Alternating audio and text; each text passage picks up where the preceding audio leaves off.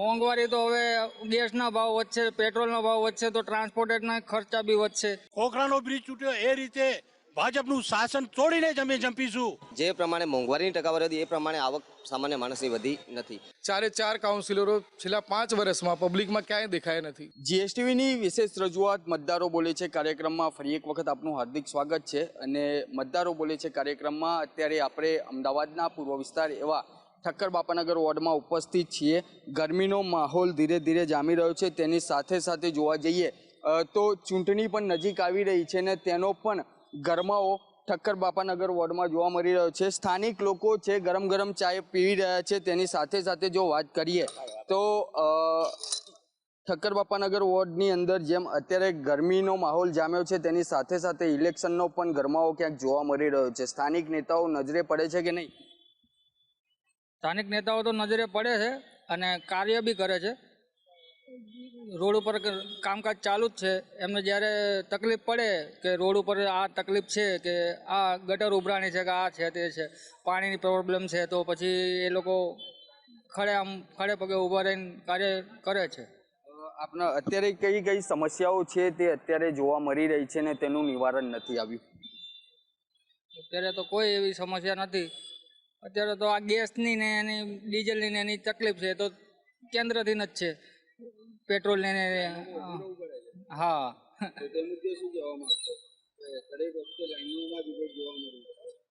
ના, આ તો પછી હવે દેશના હાથમાં તો છે ને. આ તો યુદ્ધ બહારના દેશનું છે, આપણું તો છે ને. કે મોંઘવારી તો છે.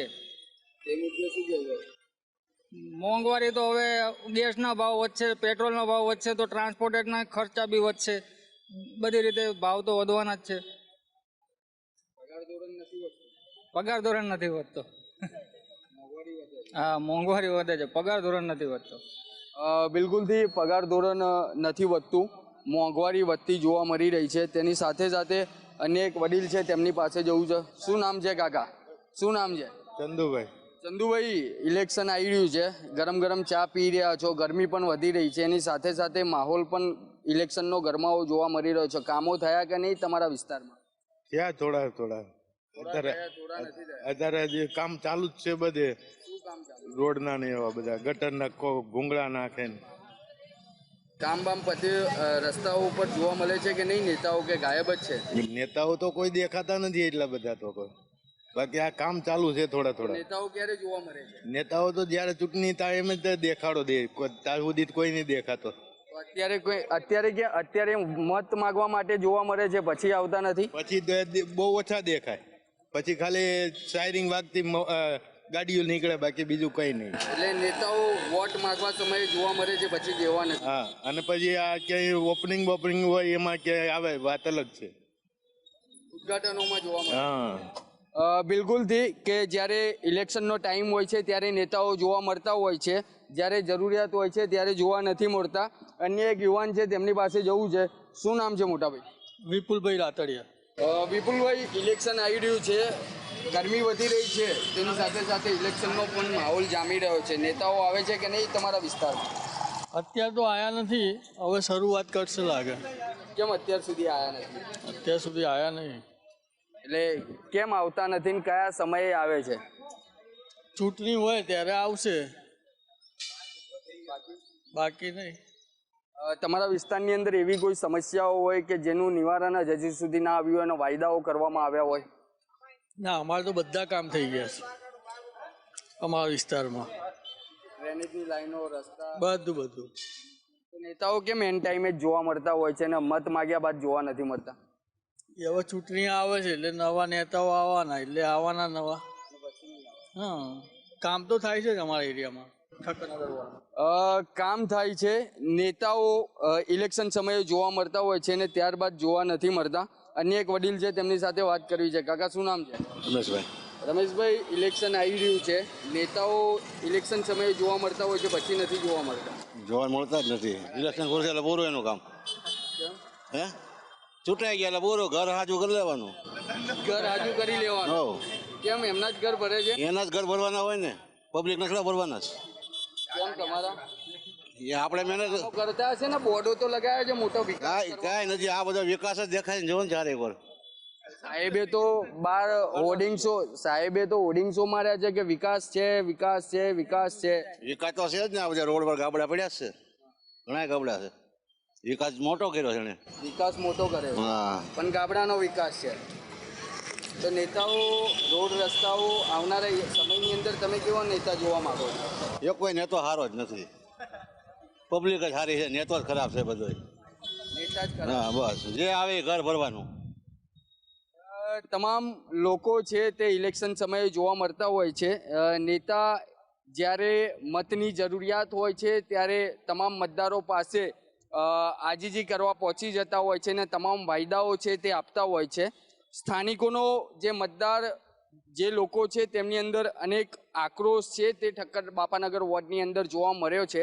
પરંતુ આવનારા સમયની અંદર તે જોવાનું છે કે સ્થાનિક વોર્ડ એટલે કે અમદાવાદના પૂર્વ વિસ્તારમાં આવેલો ઠક્કર બાપાનગર વોર્ડ અને તેની જે મતદારો છે તે જાગૃત થઈ ચૂક્યા છે. આવનારા સમયની અંદર ઠક્કર બાપાનગર વોર્ડનો તાજ કયા પક્ષને પહેરાવે છે તે તો એક આવનારો સમય જ બતાવશે. લોકશાહીની અંદર સૌથી મોટો ભગવાન મતદાર હોય છે, પરંતુ ઇલેક્શન આવતા હોય છે અને મતદારોની રીઝવવા જે સ્થાનિક નેતાઓ હોય ઉમેદવારો હોય તે તેમની પાછળ તેમજ ગલિયારોમાં જોવા મળતા હોય છે. પરંતુ જ્યારે આ ઇલેક્શન પત્યા બાદ જે નેતાઓ છે જે ઉમેદવારો છે તે જીતી જતા હોય છે ને જીત્યા બાદ નથી તે ગલીઓમાં ફરકતા, નથી તે સ્થાનિક લોકોના જે સવાલો હોય છે તેના જવાબ મળતા અને સ્થાનિક લોકોને મળે છે તો માત્ર નિરાશા. એક વૃદ્ધ આપણી પાસે છે. કાકા, ખૂબ જ ઉંમર છે તમારી, અનુભવો પણ ઘણા હશે. ઇલેક્શન આવે નેતાઓ દેખાતા હોય છે, તમારા નેતા તમારા વિસ્તારમાં આવ્યા છે ખરી? અમારા વિસ્તારમાં ઇલેક્શનની અંદર જીતી ગયા પછી એક આમ પબ્લિકનું કંઈ સાંભળતા નથી. હવે તમે આ રોડ રસ્તાની હાલત જો, 3 થીગડા મારેલા છે. આ રોડ તૂટે છે પણ આ લોકોનું ભાજપનું શાસન અમદાવાદ મ્યુનિસિપલ કોર્પોરેશનમાં જે રીતે રોડ તૂટે છે એ રીતે એમ લોકોનું શાસન તૂટવું જોઈએ. જે રીતે બ્રિજ તૂટ્યા, આપણે કયો બ્રિજ કહેવાય, ખોખરા, જે રીતે ખોખરા બ્રિજ તૂટ્યો એ રીતે આ ઇલેક્શનની અંદર અમદાવાદની આમ પ્રજા જે રીતે ખોખરાનો બ્રિજ તૂટ્યો એ રીતે ભાજપનું શાસન તોડીને જ અમે જંપીશું. કાકા, આપ તો વડીલ છો, આ ઉંમર પણ છે આપની, આપ ચાલતા નીકળ્યા છો. બાગ બગીચા આપના માટે બનાવવામાં આવ્યા, વૃદ્ધ લોકો માટે બેસવા માટે આપના વિસ્તારની અંદર વિકાસ થયો છે? અમારા ઠક્કર બાપાનગરની આજુબાજુમાં એકે બાગ બગીચો નથી. અમારા બાળકો આ પાર્શ્વનાથની અંદર બગીચામાં જાય છે પણ ત્યાં બી એ બગીચાની હાલત બી સારી નથી. આજે રોડ રસ્તાઓની હાલત બિલકુલ ખરાબ જ છે અને પાણી બી બિલકુલ અશુદ્ધ આવે છે. આમ પબ્લિક વારંવાર રજૂઆત કરે છે છતાં બી એ લોકો પ્રત્યે પૂરતું ધ્યાન આપવામાં આવતું નથી કે આમ પબ્લિકને ચોખ્ખું પાણી મળવું જોઈએ, એ મળતું બી નથી પીવાનું. વિકાસના કામોના નામે મીંડું જ છે એ લોકો ખાલી આવે છે, ઉદ્ઘાટન કરે છે. એ વિકાસ છે. નરેન્દ્રભાઈએ કેટલો ટેક્સ ભર્યો તો નિકોલની અંદર આવ્યા અને રાતોરાત રોડ બની ગયો. જે આમ પબ્લિકના ટેક્સના પૈસા સરકારની અંદર છે એ રાતોરાત મોદી ટેક્સ નથી ભરતો પણ મોદી આવે એટલે રોડ રસ્તા બની જાય અને આમ પબ્લિક રોડ રસ્તા માટે ઝંખતા હોય છે. બિલકુલથી નેતાઓ માટે રોડ રસ્તા બનતા હોય છે અને આમ પબ્લિક છે તે પબ્લિક સ્થાનિક લોકોને નિરાશા છે તે જોવા મળતી હોય છે. એક મહિલા આપની સાથે છે, શું નામ છે બેન આપનું? સોનલબેન રહીવાર. સોનલબેન, આપ તો ગૃહિણી છો, કઈ બાજુ ઉપડ્યા, ક્યાં જઈ રહ્યા હતા અત્યારે?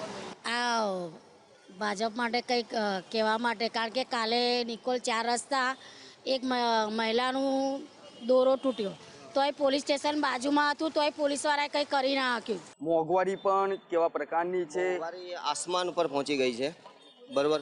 સામે સામાન્ય માણસની આવક ના બરાબર થઈ ગઈ. જે પ્રમાણે મોંઘવારીની ટકાવારી હતી એ પ્રમાણે આવક સામાન્ય માણસની વધી નથી. અત્યારે માણસ દાળ રોટલો ખાવો બી એના માટે કમાઈ બરાબર નથી. કઈ રીતે કમાઈ શકે? આજ તમે દાળ જો 150 રૂપિયા કિલો છે, કઈ રીતે માણસ એના ઘરનું ગુજરાન પૂરું કરે? શું કરશો આવનારા ઇલેક્શનની અંદર? જે ઇલેક્શન આવી રહ્યું છે તેની અંદર અત્યારે સત્તાધારી પક્ષ એટલે કે ભારતીય જનતા પાર્ટી છે. આવનારા સમયમાં ઇલેક્શનની અંદર તમે શું જોવા માંગો છો? જનતા શું કહી? અમે તો વિકાસ જોવા માંગીએ છીએ, બરાબર, કે વિરોધ પક્ષવાળાને વિરોધ કરવાનો મોકો ના આપવો જોઈએ. સત્તાધારી પક્ષને તમે કામ એવું કરો, વિરોધ પક્ષવાળા વિરોધ કરવો જ ના જોઈએ. બરાબર, કામ કરશો તો કોઈ વિરોધ નહીં કરે, બરાબર. અને અમે એવી આશા રાખીએ છીએ કે આવનારા આ ઇલેક્શનમાં અમે અમારા મતનો ઉપયોગ કરી આ પક્ષને ઉખાડી નાખવાની કોશિશ કરશું. બિલકુલથી આ સ્થાનિક લોકો હતા, તેમની પાસે અનેક જે સમસ્યાઓ છે તેનું નિવારણ છે તે હજી સુધી નથી આવ્યું. તેની સાથે સાથે રોડ રસ્તા હોય, માર્ગો, તેને જે સામાજિક તત્વોનો આતંક છે તે સ્થાનિક લેવલ ઉપર વાત કરવામાં આવી છે. મોંઘવારીની વાત છે તે એક યુવાન દ્વારા કરવામાં આવી છે. એટલે કે ઠેર ઠેર મોંઘવારીનો ભરડો જે જોવા મળી રહ્યો છે. પરંતુ તેમના દ્વારા તે પણ કહેવામાં આવ્યું છે કે આવનારા સમયની અંદર ઇલેક્શનમાં જે સ્થાનિક લોકો છે તે પુનરાવર્તન નથી કરવા માગતા, પરિવર્તન કરવા માગે છે. પરંતુ જે સમગ્ર ઠક્કરબાપાનગર વોર્ડની જે જનતા છે તે આવનારા સમયની અંદર શું ઈચ્છી રહી છે તે તો ઇલેક્શન બાદ જ ખ્યાલ આવશે. મેદાન તૈયાર છે, જનતા પણ તૈયાર છે, તેની સાથે સાથે સવાલોની ધારદાર તલવાર પણ તૈયાર છે. જે સત્તાધારી પક્ષ છે તેને જવાબ આપવાના હતા, પરંતુ સત્તાધારી પક્ષ અત્યારે ગેરહાજર છે. એટલે વિપક્ષ પાસે જે સવાલોના જવાબની આશા અપરંપાર છે. નમસ્કાર દર્શક મિત્રો, હું છું વિરેન્દ્રસિંહ ભાટી અને જીએસટીવીનો કાર્યક્રમ મતદારો બોલે છે તેમાં આપનું હાર્દિક સ્વાગત છે.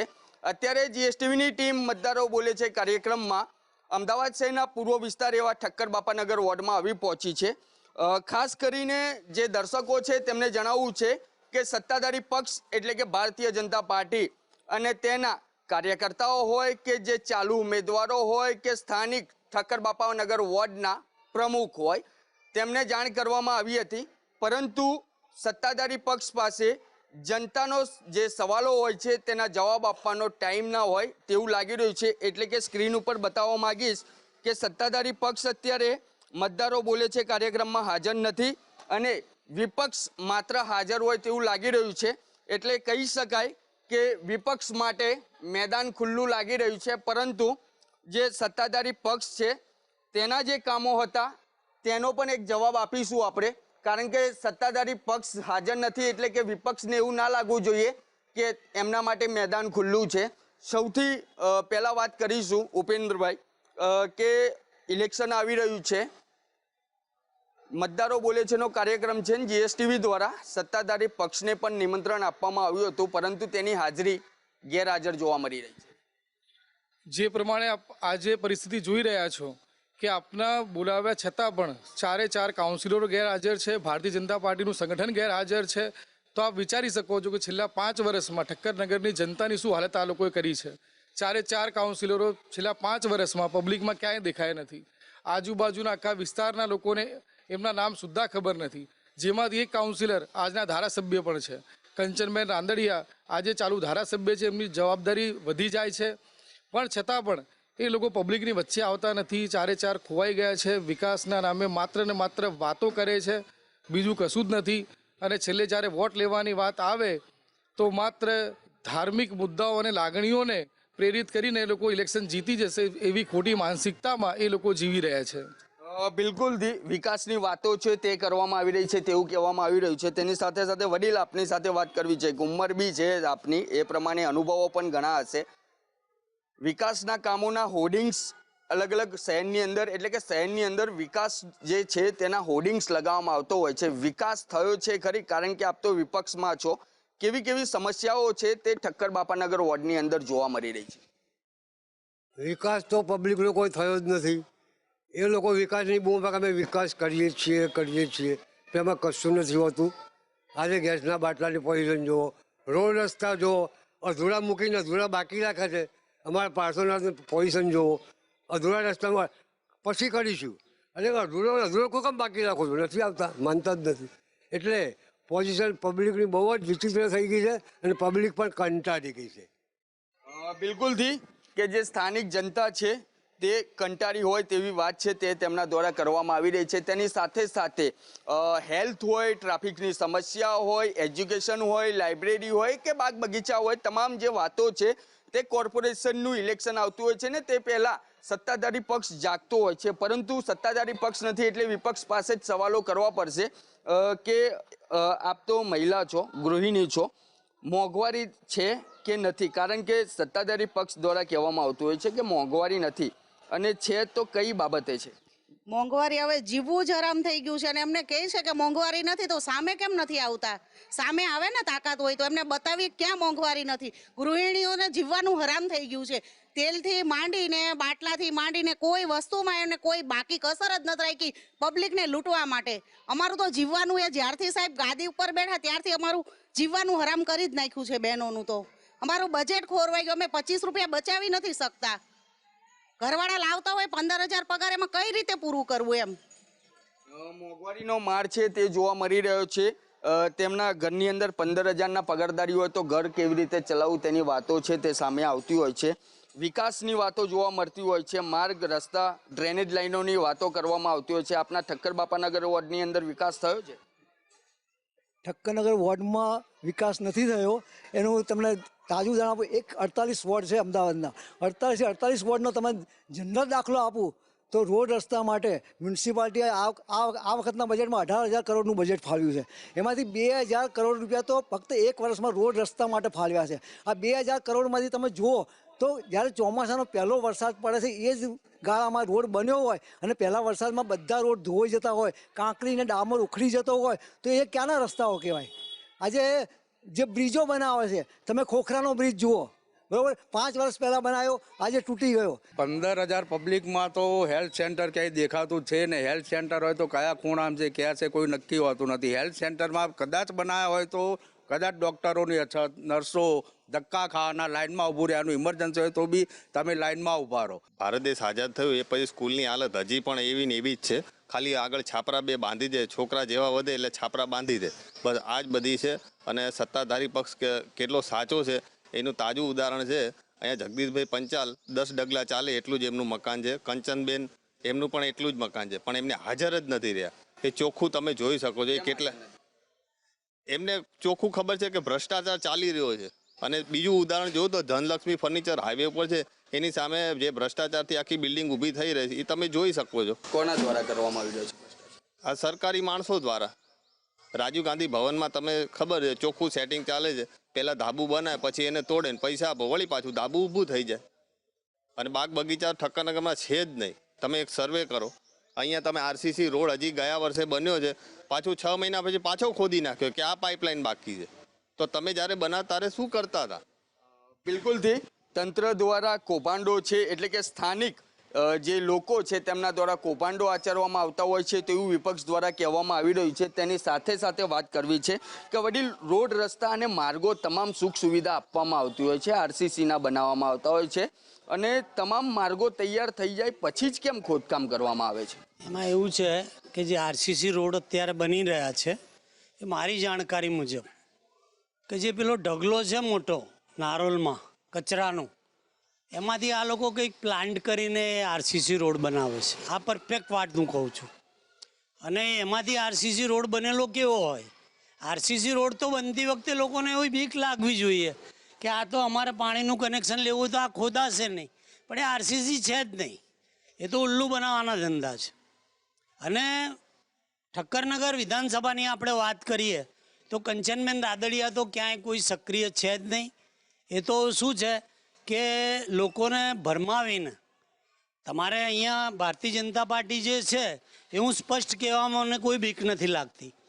તમારે જ્યાં બી એવું લાગે કંઈ કોંગ્રેસને મત મળે એવું છે તો ત્યાં એક મિટિંગ રાખવાની અને ત્યાં એવું કહી દેવાનું કે અહીં તો પેલી બીજી કોમ જે મુસ્લિમો જે રહેવા આવી જશે, ભાજપવાળા ત્યાંથી આવશે, સરખેજથી અહીં રહેવા આવશે.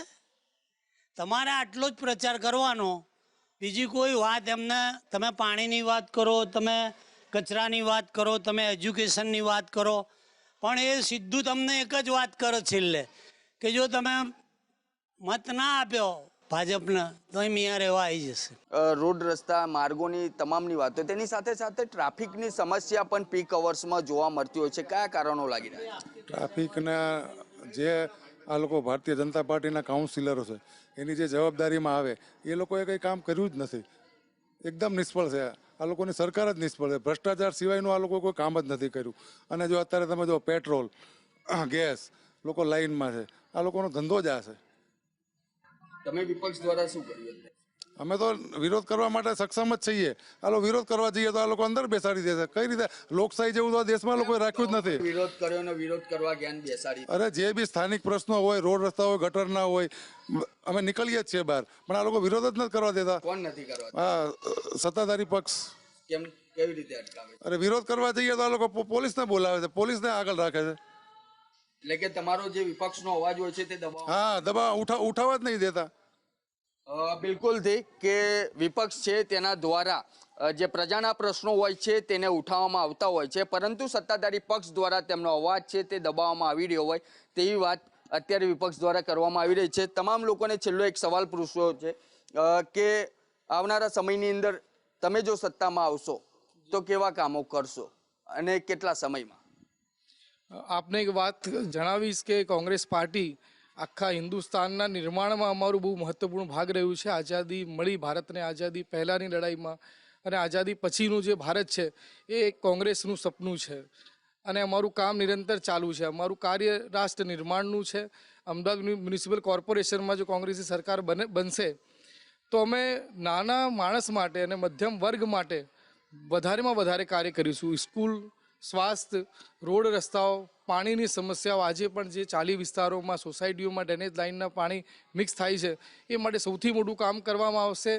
અને એક એવું અમદાવાદ કે જે ભ્રષ્ટાચાર મુક્ત હોય, કારણ કે આજે અમદાવાદના પબ્લિકના પૈસા, ટેક્સના પૈસાનું કોઈ કાઉન્સિલર, MLA કે કોઈ પાર્ટીના મહામંત્રી, મંત્રીઓ ખાઈ જાય છે. એને બંધ કરીને એક પારદર્શી વ્યવસ્થા આપવી એ કોંગ્રેસનું અગ્રીમ સ્થાન રહેશે. ઠક્કરનગર વોર્ડમાં પણ અમારું એ જ મોડેલ કામ કરશે.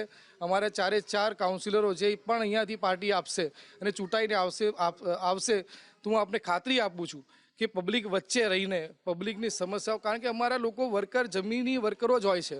આપ આપણી પાછળ ઉભેલા અમારા વર્કરોને જુઓ, એ લોકોએ 30 વર્ષથી સરકાર નથી છતાં પણ લડવું, પબ્લિકના પ્રશ્નો માટે લડવું એ અમારી પ્રાથમિકતા છે. અમે ન્યાય આપીશું પબ્લિકને અને પબ્લિકના વોટની કદર કરીને પબ્લિકના કાર્યો કરીશું એવી આપને ખાતરી આપીશ. બિલકુલથી 30 વર્ષથી સરકાર નથી, પરંતુ જનતા માટે લડવું તે કોંગ્રેસ પક્ષનું કહેવું છે. કાકા, પુનરાવર્તન થશે કે પરિવર્તન આવશે, શું લાગી રહ્યું છે? કોંગ્રેસ પુનરાવર્તન છે જ ને, કાયમથી પુનરાવર્તન કરતા આવ્યા કોંગ્રેસવાળા એટલા બધા આવા નથી, ઘરમાં બેસી રહે, પબ્લિક વચ્ચે જાય, પબ્લિકને પૂછે શું તકલીફ છે તમારે, એ તકલીફની હલ કરે છે. અને પબ્લિક અત્યારે પણ બોલે છે કે આનાથી તો કોંગ્રેસ સારી હતી, આ ભાજપથી તમે કંટાળી ગયા. સત્તાધારી પક્ષથી કંટાળ્યા છે તેવું કહી રહ્યા છે. તેની સાથે સાથે જો વાત કરવામાં આવે તો આવનારા સમયની અંદર જો વિપક્ષ છે તે સત્તામાં જો બેસે તો કેવા કામો કરશો? અત્યારે Congress party door to door મુલાકાતો લે છે. અમારી પૂરી તૈયારી છે કે આ ઇલેક્શનની અંદર જેટલું બની શકે એટલું વધારે વોટિંગ કરાવીએ અને જીતવાનો પ્રયત્ન કરીએ.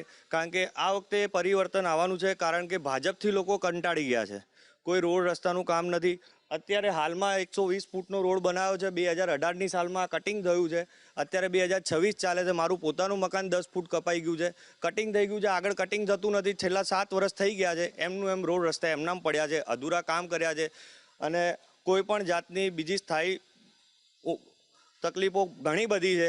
અત્યારે હાલમાં જુઓ તો લાઈનોમાં 2014થી મોદી સરકારે લાઈનોમાં ઊભા રાખ્યા છે. જેમ કે તમે જોઈ લો, નોટબંધીમાં લાઈન, કેરોસીનની લાઈન, પછી અત્યારે હાલમાં પેટ્રોલની લાઈન અને એની પછી બાટલાઓની લાઈન. અત્યારે તમે જાઓ કોઈ પણ એજન્સીના બાટલાની એજન્સીમાં જાઓ એટલે તમને ઓછામાં ઓછા 500થી 700 માણસ ત્યાં ઊભા મળશે. તો એ લોકો ક્યારે ઊભા રહેતા હશે? જ્યારે એ લોકો જોડે રોજગારી નથી, પૈસા નથી. જ્યારે એમની જોડે પૈસા હોય તો એક બાટલો એક્સ્ટ્રા નોંધાઈને ઘરે પડ્યો રાખે, પણ જ્યારે એક બાટલો ખતમ થાય ત્યારે બીજો બાટલો લાવે, એવી પરિસ્થિતિ અત્યારે હાલમાં છે. તો અત્યારે સરકારના લીધે લોકો એટલા પરેશાન છે, એટલા હેરાન છે કે ના પૂછો વાત. અને આ વખતે જો પબ્લિક પણ સમજશે તો કોંગ્રેસના આવશે અને પરિવર્તન લાવશે અને સૌથી સારામાં સારું કામ કરશે અને જે પણ સમસ્યા હશે કોંગ્રેસ પૂરી પાડશે.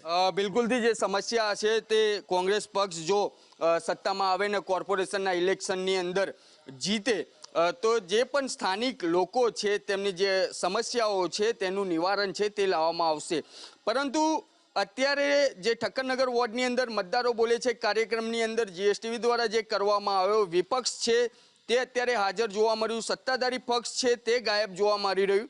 પરંતુ સૌથી મોટી વાત તે છે કહી શકાય કે ઠક્કર બાપાનગર વોર્ડની જે જનતા છે, જે મતદારો છે, તે હવે જાગૃત થઈ ચૂક્યા છે અને આવનારા સમયની અંદર જે ઇલેક્શન આવી રહ્યું છે તેમાં જે તાજ છે તે કોને પહેરાવે છે તે તો એક આવનારો સમય જ બતાવશે.